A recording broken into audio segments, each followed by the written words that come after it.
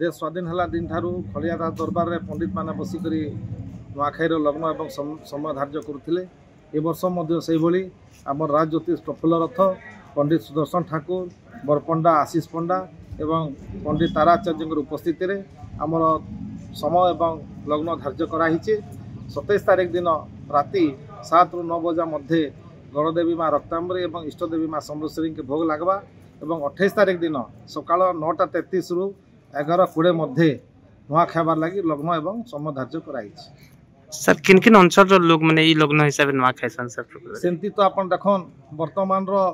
नुआपड़ा जिला एवं महासमुंद जिला के निकरी खरियार रो